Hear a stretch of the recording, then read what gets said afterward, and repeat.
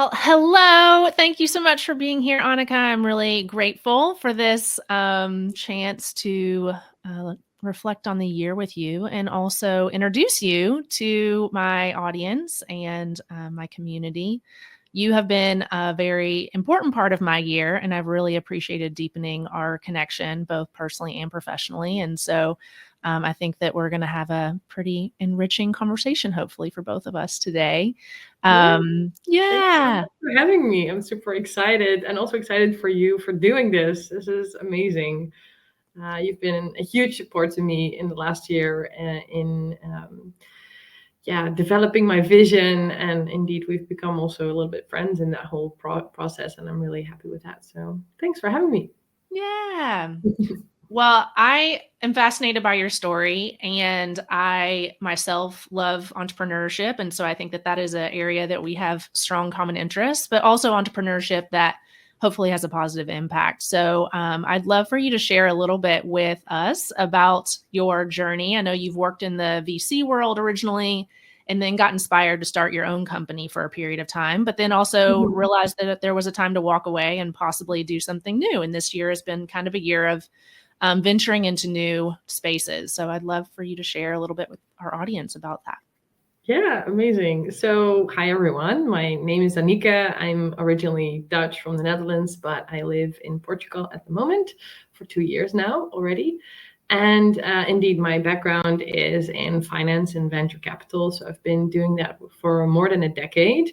And I was always, as a VC investor, by the way, you're investing in early stage startups to help them grow. And I was always sort of enviously looking at them and thinking, oh, I want to be a founder. But I never had that one idea where I thought that's good enough to go for it until I had the idea of Pikabond, which was very close to my heart. It was a platform to help global families connect in a meaningful way across distances with young children and their families. And I did that for almost 4.5, 5 years now. Last year, I just felt like after, let's say, 4 years of pushing an uphill battle, it really felt like it was time for me to find a way to, make that a little bit more sustainable. So I ended up looking for a so-called exit party, and I found a competitor or like a player in the same space, a storytelling app for children in the UK that was interested to sort of take me on, which was like an acqui-hire, you could consider it. I worked with them for a year, only to also find out that they're also struggling like any other startup, right? So I decided about 6 months ago that I actually was curious to go back into in the world of venture capital. So I started now as a part-time VC at a fund in Amsterdam that invests in female founders, and that's really nice because I can do that part-time, but also part-time I can still do entrepreneurial things. And one of the really great visions that sort of emerged last year while I was on a retreat, which was a vision retreat of someone that we also both know, where I also was a facilitator, but also was developing my own vision, was to work on the venture capital coach, which is a way to sort of bridge venture capital investors with founders because they're let's say a different breed. And since I'm a bit schizophrenic, like jumping from VC to founder to back VC, and then also now with this coaching practice, I thought I could be a good bridge. Elizabeth has been an incredible support in developing that vision further and thinking through who do I want to help in the world, who's that exact target audience. So that's a really exciting journey.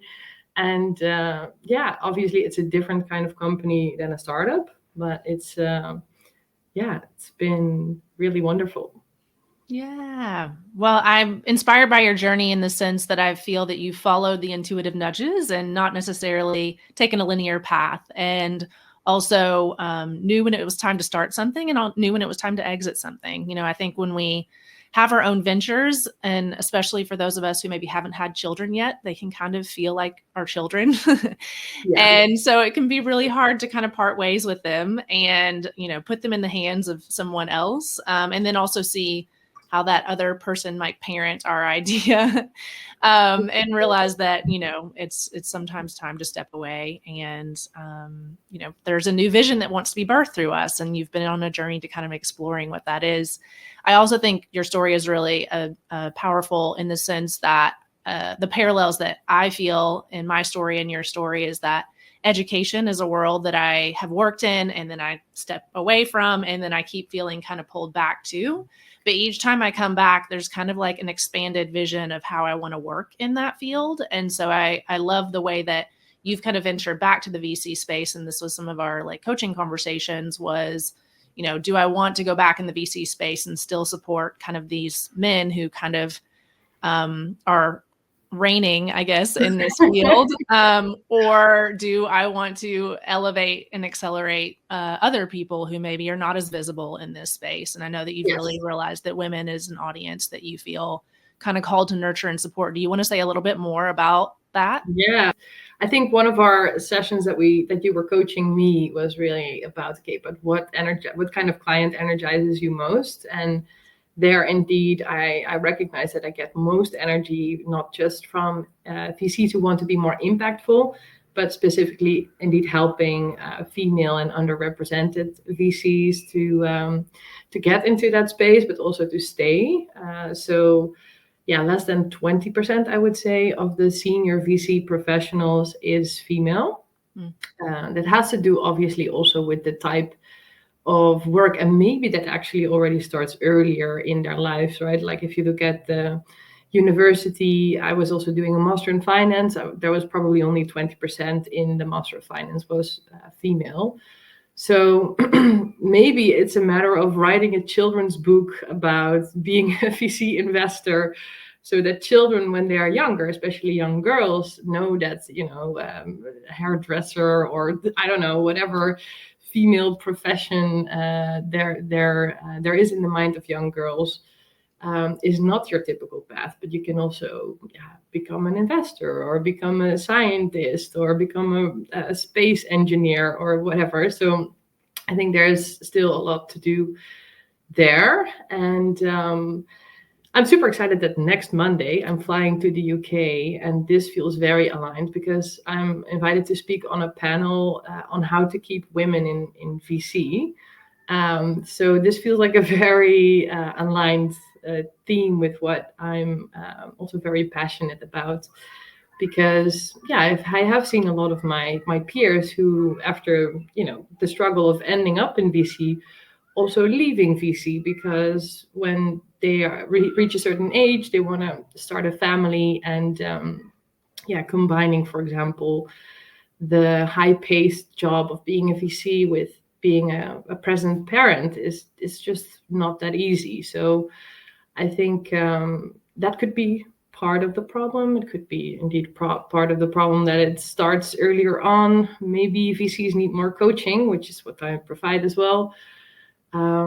Maybe the women need more women examples to show them that it's done. So there's like a lot of different reasons and ideas that I have, and I'm super excited to talk more about that. Yeah. What I love as a woman that you've served in both capacities. You can have that empathy for what it means to be a female founder, but you also have understanding of what it means to be maybe a lone female in the VC space. I'm also curious, as somebody who also has kind of always had a little bit of an entrepreneurial spirit, when did you recognize that for yourself? And like, have you always known that you wanted to be in this space? From the VC space, not necessarily. Entrepreneurial, I was already as a child. I remember in my secondary school, there was this contest where you could do, let's say, chores or bake apple pies or whatever to earn some money, and that would go to a good cause. It was called Dance for Life. I don't know if you remember this one, but it was to raise awareness about AIDS in Africa. And I remember as a child already seeing that the cafeteria of our school was temporarily closed because they were rebuilding. And I just started a cafeteria. On the weekend, I went to this shop and I bought these frozen toasties. Gross, by the way. But I brought a toasty machine to school and I just plugged it in and I sold toasties in the Netherlands. As I don't know, what was I, maybe 13, 14 years old. And I raised like thousands of I think it was guildens back then, or maybe euros, but anyway, a lot, like a record amount. And then I could go to this Dance for Life concert because that was the ultimate goal, right? That you raise money, and then when you raise, I think the minimum was like 50 euros for the good cause, then you can come to the concert. So I got to go to the concert with all my friends. So that was, yeah, and I spotted that opportunity. And I think that opportunity spotting and like quickly acting on it is still very much there. My parents, they are entrepreneurial, but not entrepreneurs. But I think it skipped a generation because both my grandparents were entrepreneurs. So maybe it is kind of in the blood. Yeah, I love that story of kind of, feeling energized by the challenge of that too, right? I think that there is something about the energy of solving a problem, or also it sounds like there was like kind of a clear objective or goal that appealed to you. Yeah, I mean, I was a teenager, like I wanted to go to that concert, right?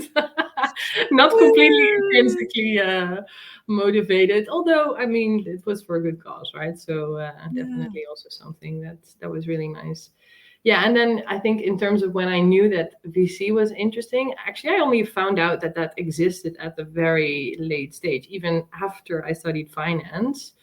So I think there's also some awareness that needs to happen around the opportunities there are for women and what kind of jobs you can do when you are studying finance, because a lot of people perceive it as, oh, that's a boring job, then I'm just becoming an accountant or I become a CFO at some stage, which can, by the way, I'm not saying those jobs are boring, but maybe in the minds of young girls it could be. Anyway, so just to give an idea that is quite a dynamic, fast-paced role. Well, I think that's really interesting that how much do you really know at age 18 about what careers are even out there, even by the time you finish college. And a friend of mine said something really, sorry to interrupt you about that, but I think it might be a good idea also for what you're working on, which I know you're working on already, but he actually studied to become a dentist, only to find out after 6 years of studying it, the first day at work as a dentist, he absolutely hated it. He's like, is this what it's like? But you never actually have any touch points as a student with what the work of a dentist is like. So he said that it would be much better if everybody just, before you choose your study, you have to mandatory have one day where you sort of are the sidekick of a dentist, so you can get to actually see what it's like to do that job before you actually commit to a 6-year study, or I don't know how many years it was, but I thought that could be quite inspiring also for your line of thought in the education system and how to change it, how to get people to where they're supposed to be, right? Yeah. And that direct hands-on experience is a big part of determining whether it's the right path for you or not. And often we're not given that through our training programs, like you said. Yeah. So Annike's kind of referencing this. I do have a passion for mentorship and helping people at that kind of juncture of their career between kind of, I guess, high school and college and those first opportunities that people are pursuing. Because I myself grew up in a small town in Kentucky and really was like, I guess you can be a lawyer or a dentist or an accountant or a doctor, and then even the college that I went to was a liberal arts college and was not didn't give you a lot of career exposure. It was more kind of like, let's just talk about the humanities or religion or history, So I really have had to craft my own journey to kind of seeing what possibilities are out there beyond what I knew about growing up, I guess, and have really been grateful that I kind of kept poking around because I ended up going into higher education as my initial career path. But I would have never thought about that as a 20-year-old because I didn't know that people could work as an administrator at a university, and that's like an actual career path or even like a field of study. So I'm so glad I took time to kind of poke around. I myself thought I was going to be a lawyer and worked at a law firm, and very much grateful. Now I have a vision of you as a lawyer. I could see you do that, actually. I think the part about sitting behind a desk most of the time and doing a lot of paperwork was the part that I was like, that is not going to work for me. But yeah, so I hear you. And I'm glad that you, found your way into that VC space of like such a different and creative way to use your finance kind of capabilities. And then the other piece that we have in common is kind of our desire to be a global citizen. I saw that you've lived on, is it 5 continents? Yeah, but to be honest, I am cheating there a little bit because technically I didn't really live in South America. I just did a research project there and I was there for 5 weeks. So I don't think that counts, right? But I've been in South America a couple of times and I love it. But I lived in Australia as a student, in London, in the US. I studied at Notre Dame University, in Kenya, where I worked for Rabobank for a while, and now indeed Portugal. So it is 4 continents officially, but I just count the South America one because it sounds cooler. How long were you there for a research project? It was like 5 weeks. It was really fun. It was with a group of students, a research project from our school, and we got to travel around the country and do like research for companies in the Netherlands or wherever in Europe on the local market and the ecosystem. Whatever research they wanted us to do, we would sort of do that. So it was a really fun project. Amazing. See, and I also did not know that you studied at Notre Dame. This is the lovely part about the layers that we all have, that it takes time to kind of see all the pieces of each other's story. I love it. Yeah, exactly. Yeah. What did you study there? I did an MBA, also an MBA exchange. So it was like a pretty fast, short, squeezed amount of time. But still, I felt like I got the full experience of what it would be like to do the full MBA and living there and making friends there. It's a very small town. I will say that in my travels, I find that the Dutch get around. They are like fearless travelers. I don't know if it translates back to like the origins of like Dutch being seafaring folk, trappers, I guess, right? But probably just because our weather is so extremely shit. Can I say that on the show? Sorry. Yeah, of course, yes.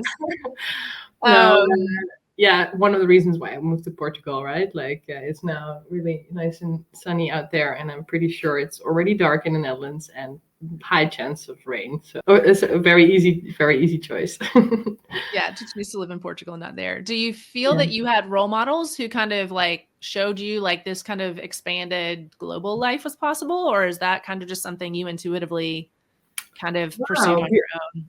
Yeah, beautiful question. I think it's not necessarily. My mom was definitely somebody who valued experiences over gifting material stuff. And at a very young age, she already took us on trips, my sister and I. So when I was still from primary school, like end of the primary school age, we went to visit our second cousins and family in Canada, because I do have a family member who moved there like after the war, I think. And the same in Australia after my secondary school. So we went to visit family in Australia. And I guess, it does kind of also run in my veins to have that interest to live abroad and move abroad and settle down. So I guess that's it could be my mom. And my dad loves traveling as well, but I never lived abroad, and my mom also has never lived abroad. So it was kind of something that I came up with myself, like, hey, that could be fun. You can just start over again and be the human you want to be. Nobody knows you, so you can just start a new life. And yeah, that makes it interesting to sort of press the restart button. Yeah. And I think that, I don't know, maybe there's a bad rap about that sometimes because it's like, well, what are you running from? But for myself, as somebody who has also relocated a variety of times in my life, I feel like if I've evolved as a person, and it's so nice to be like, okay, I kind of get to show up as the person I am now versus kind of being bound to how people have seen me in this certain context before. Like, especially when I moved to Seattle, it just kind of felt like I really feel like I've been on this kind of really transformative process. And what activities or people do I want to surround myself with based upon what I've come to discover about myself to this point, you know? And I was like, I want to be in nature. I want to go to like a meditation studio. I just don't know. It was like cool to kind of like craft my life based upon what I knew about myself at that point. Yeah, 100%. And you pick up something along the journey, I think, as well, right? In terms of values. And I really love also when I see your travels on Instagram, and you just, yeah, every culture has its own knowledge. And yeah, I think I mean, you don't have to adopt it completely, but it does inspire to a certain extent. Like, even if it's something that's completely different to your own culture, it's sort of mind opening. I think it's a cool experience. Yeah, totally. Yeah, expansive. It's like an expansion exercise. Exactly. Yeah. Beautiful. Well, one of the themes that I have been wanting to introduce in some of these conversations has been this concept of storytelling. And that's been a theme that it's come to me in some ways. Sometimes things choose you as much as you choose them. People have given me feedback that I do have a newsletter, and my style of writing is kind of often like storytelling or exposition. Meanwhile, I've gotten back into my education kind of passion and met a colleague who works at SUNY Buffalo State. And his specialty is using story-based learning techniques in the classroom. And so like story as a tool for teaching is also something I'm kind of like, oh, that's so cool, like interesting. Yeah. And I also this year got introduced. There was a friend of a friend who was interested in living or finding more international projects, I think. So she came to me, but meanwhile, what I found fascinating about her is that I was like, oh, she's built a public speaking career. And I've kind of been like, maybe at some point I might want to do more public speaking. And so she's really taught me also a lot about using story as a powerful tool for, public speaking and engaging your audience. And it's also, again, about teaching in some ways. So meanwhile, I also think as I've kind of read books and reflected on like what story has meant through different points in my life, I have also thought about how therapeutic telling our stories can be, hearing other people's stories, and also how it helps us make meaning of our lives. And sometimes we're too close to our own story. We need other people to kind of draw our story out, which is sometimes what coaching ends up being in some ways, is like somebody who can kind of, I was just talking to another friend who also does public speaking, and she was like, we're often in our own pill bottle, and like, you can't see your own label, like you kind of need somebody else who can kind of read your label. So with that in mind, part of these conversations is like, what has been the story of your year? And we've kind of talked a little bit about that already. But I'd love to kind of double click, if you will, on the story of your year. Yeah. And maybe kind of whether there was a theme or a lesson that then, what does that also mean about what you have to impart maybe as we head into 2025 that can kind of be incorporated? I know you're also a fan of public speaking, and you also, have these professional things you're drawn to, but I also sense that you have a message that you feel called to share with people about the way you hope people maybe live their lives or consider their lives. You also have done coaching you've done a coaching program and coached other people. So with that in mind, would you mind sharing with us where you started in 2024, a little bit about like circumstances of your life? Yeah, 100%. So I started the year fully still committed to this other startup that sort of took over my startup. It's a storytelling app for kids, actually, as a matter of fact. So I completely, switched on when you said like storytelling as a tool for in the classroom. It's actually proven that kids remember educational material way better when it's brought to them in the form of a story, as opposed to just dry. And it's even better when it's told to them by someone they know, like a family member, for example. But that's a side thing.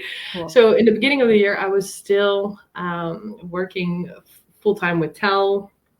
And it was, I guess, at a certain point, it became sort of clear that, there were some struggles there. So I also had to look for other ways to sort of pay for my bills. So I decided, okay, I will try freelancing. So, and then on that journey of discovering, okay, what like qualities do I have? What can I make money with? Obviously, I was already, by the way, coaching back then, but it was really a side gig. I decided to just take on everything that came across my path, because I was also not so experienced in freelancing. And I thought, okay, I will just say yes to a lot of different things. And I guess last month or something, I counted, and I had like 7 jobs in parallel.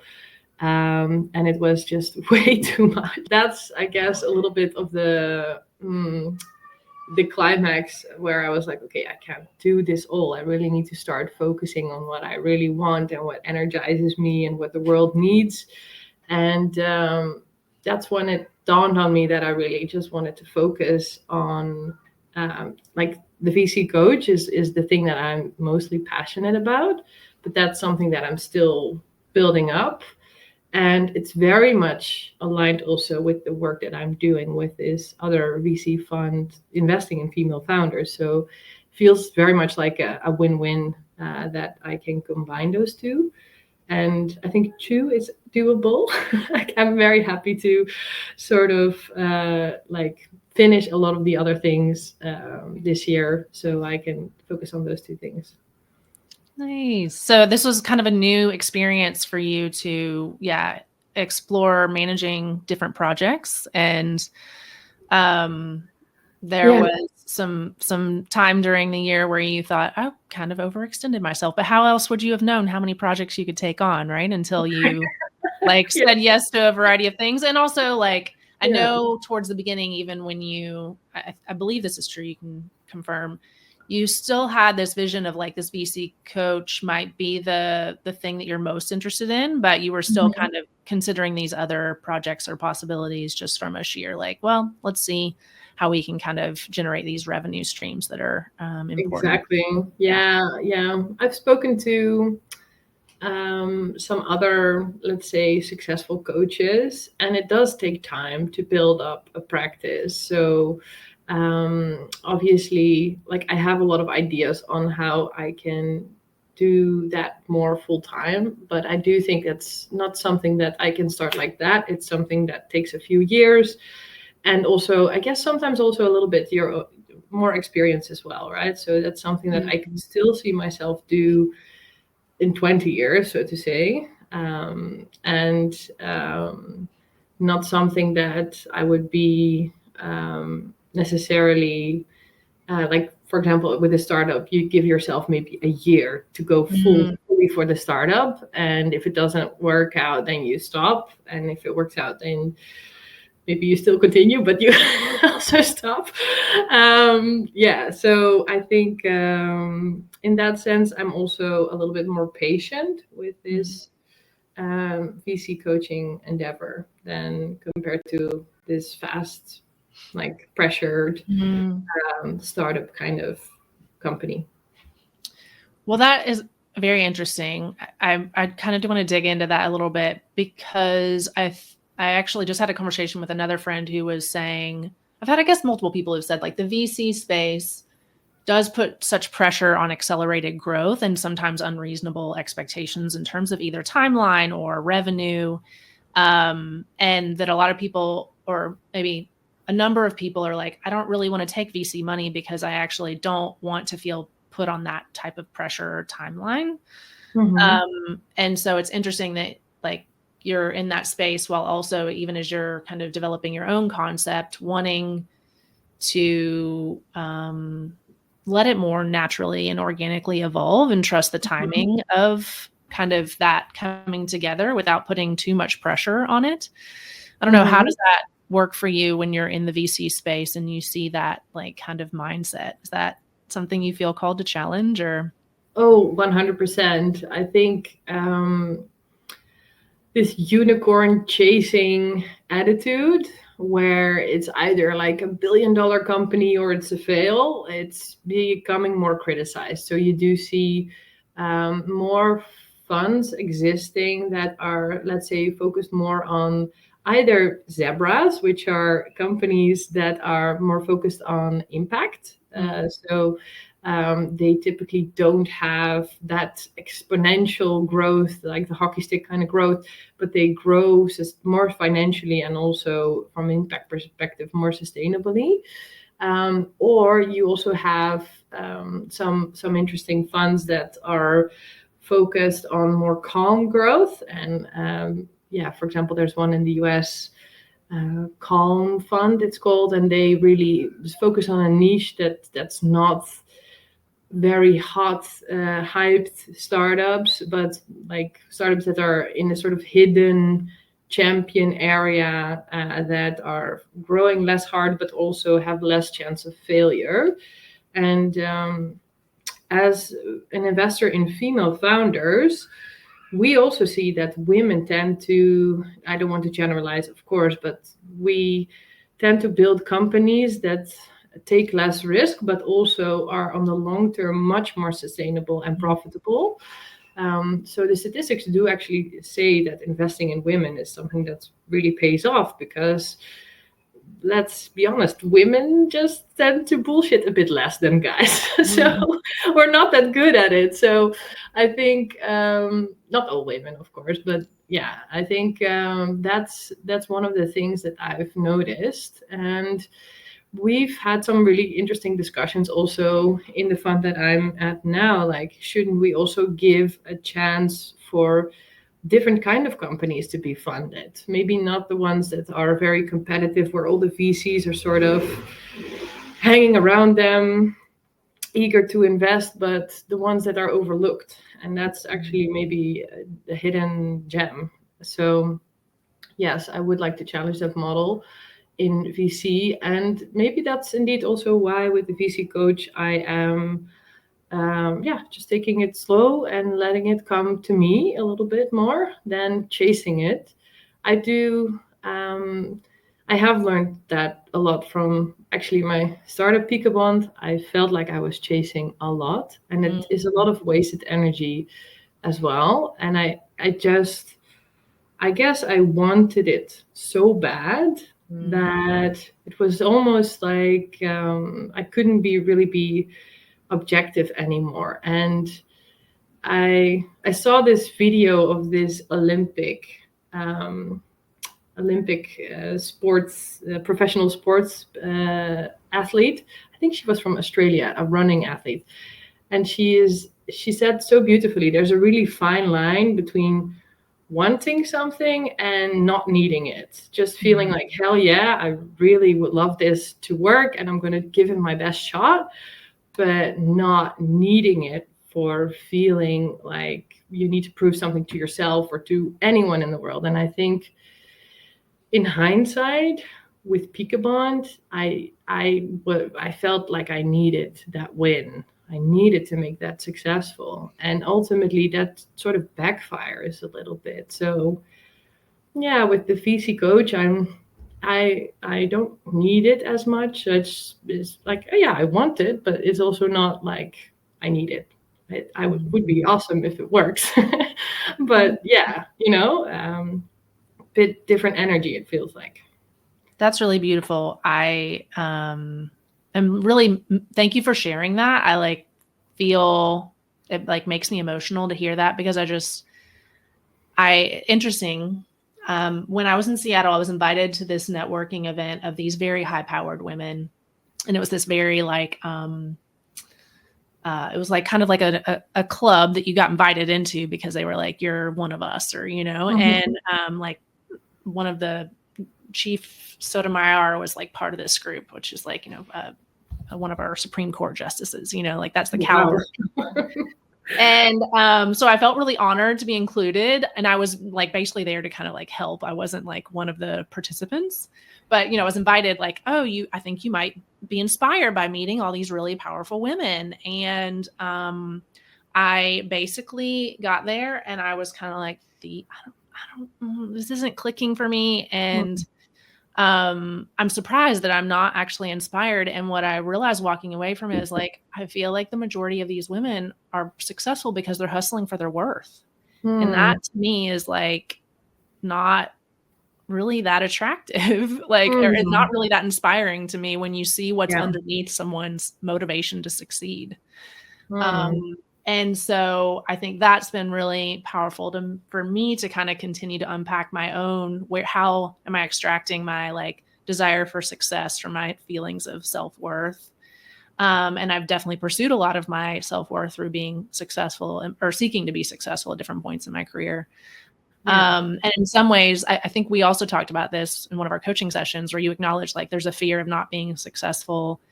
And even sometimes that drives like create success, and sometimes that chases away the success, like that can go both ways. Exactly. And what I've loved about our women's group that we had this year, Anieke was part of our mastermind women's group, is that I really feel like that group of women are trying to create not from a place of hustling for their worth, but from like, this is something that I like wants to be birthed through me essentially. And I'm a source for this thing to flow through me, And so there's less ego attachment to what you're creating and less pressure that you're putting on the thing. And so I love hearing that you've experienced that shift as you're like, it also just sounds more enjoyable and easeful as like a different energy to be applying towards like manifesting or creating something. Yeah, 100%. Yeah, I feel very aligned with what you say, that sometimes it's like chemistry, right? Like if you chase something, it sort of goes away, rather than that if you sort of hold your ground, it will attract the other element. I've definitely in my life, because I'm naturally a very enthusiastic person, I've been told many times how my energy can be so overwhelming, like a puppy energy, and that people sort of go like, whoa, so I've sort of learned also that I'm good enough as I am. I don't need to change or like chase other people. And if you stand in that energy, people who are attracted, they will come your way. So yeah, that's kind of a nice insight I wanted to share. And often the arc of a story, there are characters that come along that are either supporting you or maybe even challenging you. And it's kind of, no story is that interesting unless there's conflict and resolution, and I love the idea that there's internal characters that are like battling it out a little bit, right? Like the protagonist and antagonist inside of us. But I guess I will ask then, who might be the people outside of you that have either challenged you in one way or the other, whether it was like a mentor who was encouraging you, or a friend or an ally, or maybe the antagonist, like in the story of the year, without, of course, we don't want to disparage anyone, but anything you want to share about those characters that were significant in your year? Yeah, definitely.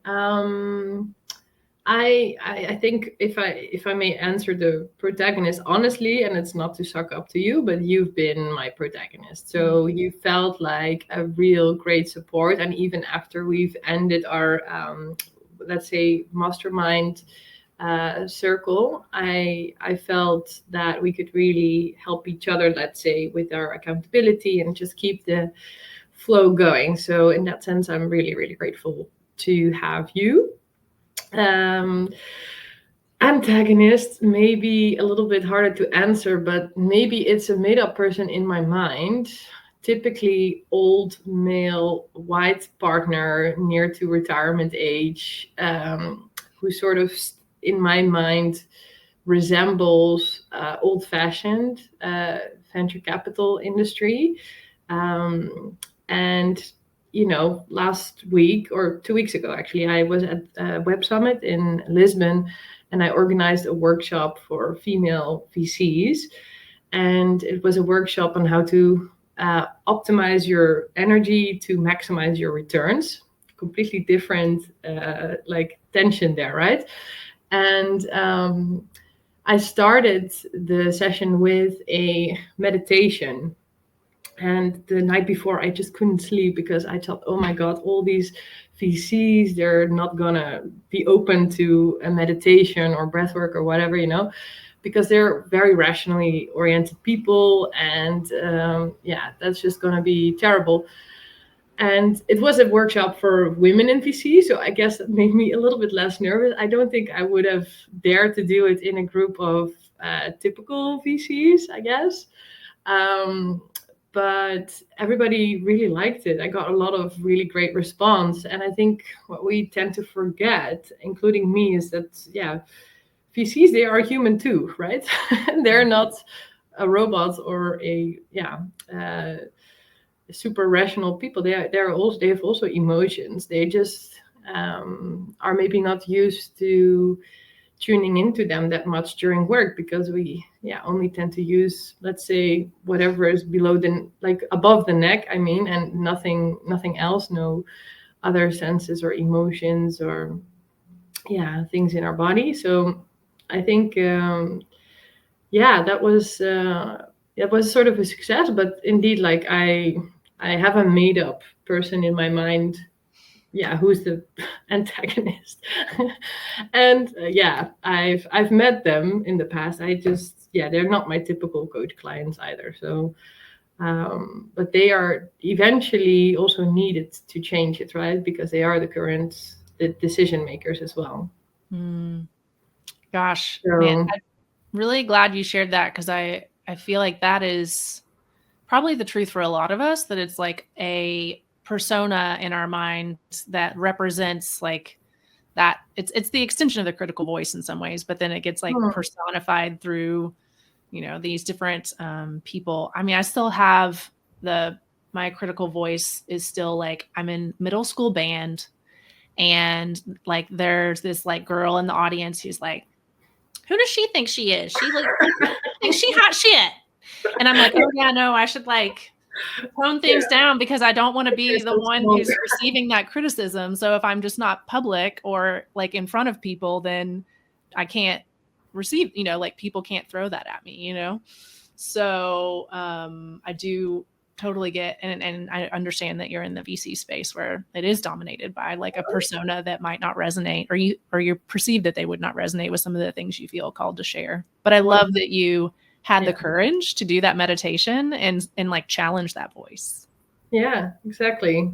Yeah, and I also think that, maybe there were some people in the room that were like, oh, it's not for them. That's also fine, right? Like, you don't need to please everyone. And if there's a little change you can make by doing things a little bit different, I think, try it. Yeah. Beautiful. And I, even in the segue, as I'm launching this YouTube channel, I have been feeling, I think, a little paralyzed, because I'm like, well, I need to decide the one topic I'm going to focus on, and then the one audience that's going to appeal to, like similar or different, but, have a kind of multi-passionate way of moving through the world. And, I'm interested in leadership, and I'm interested in international things, and I'm interested in entrepreneurship, and I'm also interested in spirituality and community, and like all these kind of different topics. And sometimes they interweave together, but sometimes they don't. And but your story really inspired me, because I was like, it is those of us who are willing to show up and interweave these things that it's like, maybe it's not the short game, but I feel like it's the long game of like, the people will find you who really resonate with you. And again, it's about quality of connections versus quantity, I think, in terms of like who you want to support, right? Like I would love to work with like 5 people who resonate with me versus like 5 million who, like just like maybe resonate with a more superficial message or a more like simplified message that is like a good soundbite, but doesn't actually have as much substance to it. So I am inspired by your willingness to do that. And I feel like that's a great thing to like carry forward that courage into 2025. And so as we were kind of reflecting on some of the messages or lessons for you this year, I also feel very much like those are great lessons for you to pass along to the women that you want to support who are in this VC space, right? Like you yourself have had to work through, how do you have patience with building a business concept, right? Like how do you not get distracted and pulled in multiple different directions that are not aligned with kind of the vision of what you are trying to create, once you get clear on what you're trying to create. Sometimes I think we need to be pulled in a variety of directions when we're trying to like experiment and figure out like, what is the thing I really am most energized or excited about? And then once we figure out what that thing is, then it's kind of time to like say no to certain things so we can say yes to other things. And also, honoring your own unique way that you want to bring a concept to life rather than following all the conventional business wisdom in some ways about like what you're supposed to do.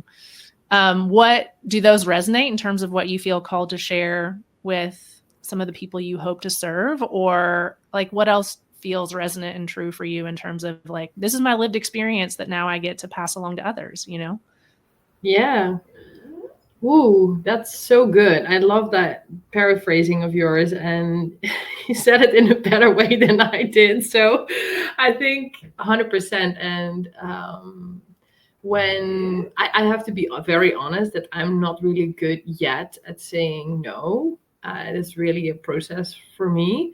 But I think ultimately you're 100% right. Like if you say no to something, that opens up so many doors to potential yeses that are way more high quality and way more fitting. So definitely something that I want to do more of and that I'm working on. But I'm still, if you ask my boyfriend, for example, he will tell you he's not good at saying no. And in terms of the audience, I think also 100%. Like I've heard from several other people that, oh, a VC coach, that's quite niche. And then I said, yeah, but I only like to coach people that want to be more impactful. Oh, impact VCs. Okay, that's super niche. And then I'm like, okay, but I want to focus on women in VC who are impactful. Then they're like, okay, wow, that's very, very niche.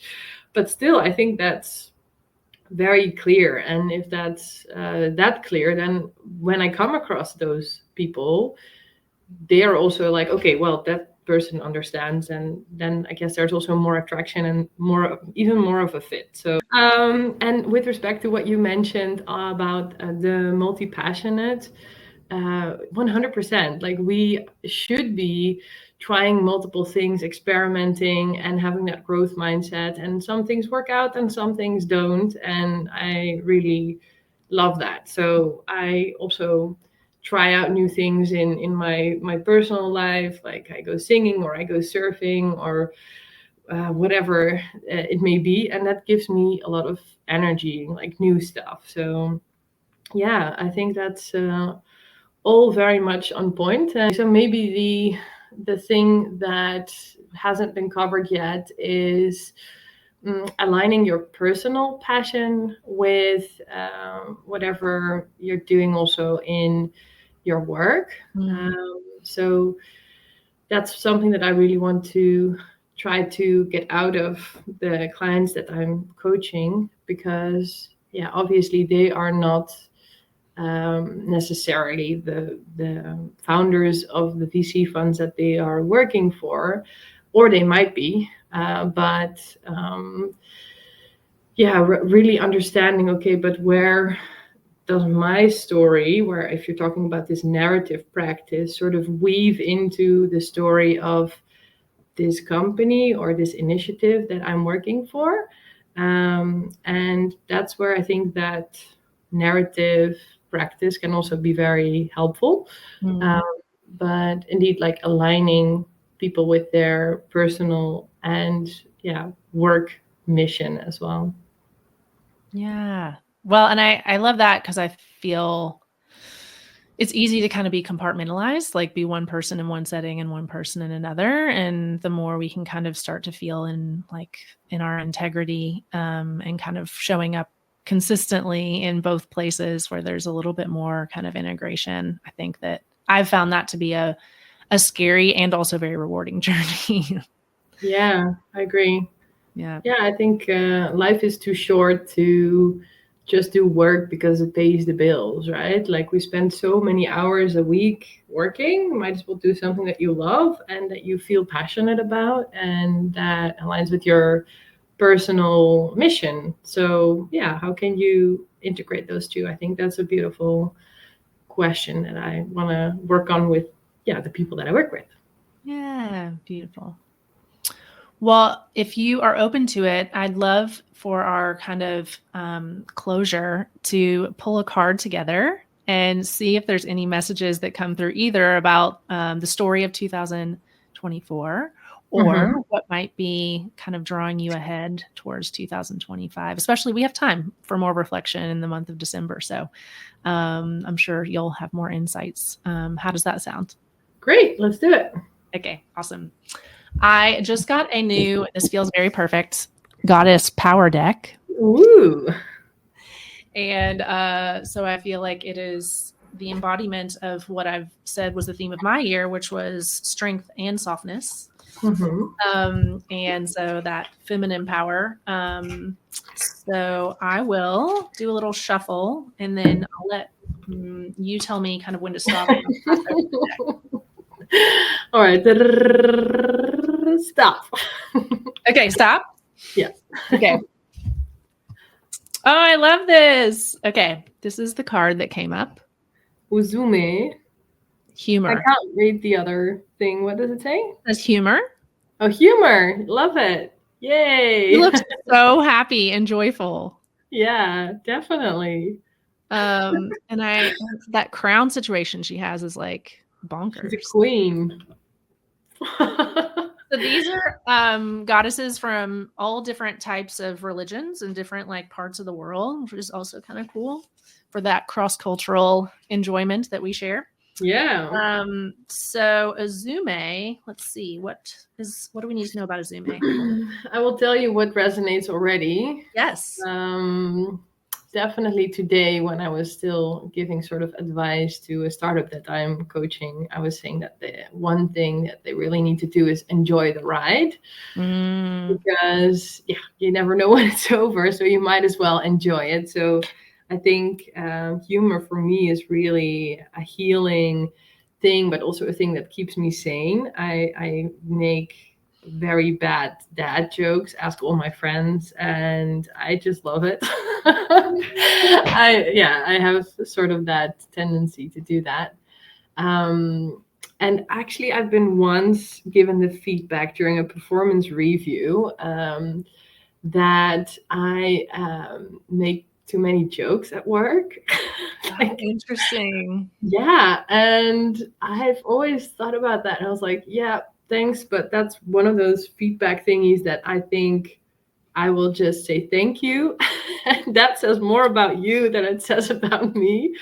Obviously, timing is important. And I know sometimes I can be a bit off with timing when it comes to humor, but I still believe that you should have fun doing your work and doing what you love.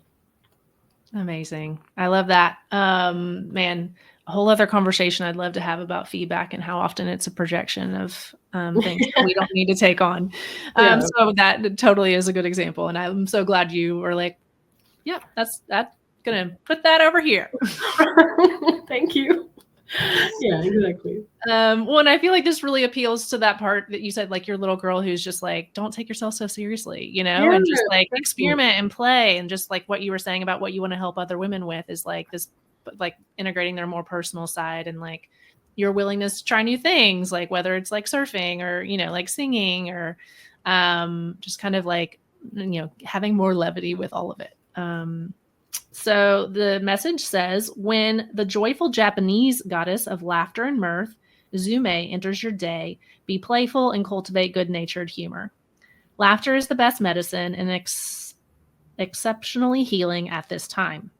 Keep your focus on fun and positivity, and see the humor if you can. Life is not meant to be all work and no play, all focus and no release. Humor fosters resilience and lightheartedness, alleviates emotional pain, giving a much needed break from the burdens and speed of life. Now is the time for you to be silly, laugh more, even take up laughing yoga. Yes, the world is serious, and your dreams and desires are too, but the goddess Azume reminds you to enjoy your life and have fun. I love that. Love it. And it's a note to self. Like, I'm going to this Women in VC summit next week, and a side event was axe throwing. I kid you not. Amazing. I was like, really, am I going to go to axe throwing? And I'm like, yep, I'm going to sign up to that now because, yeah, why not, right?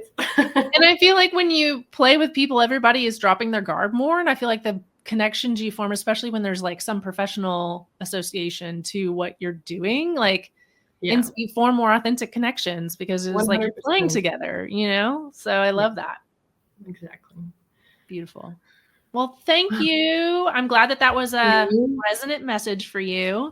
And I think we all can use reminders to play and have more fun in our lives. I think sometimes that strangely becomes more and more difficult as you get into your adult years, and you kind of have to be intentional about making time for that. So, or at least that is what I've observed for myself. Yeah. Well, yeah.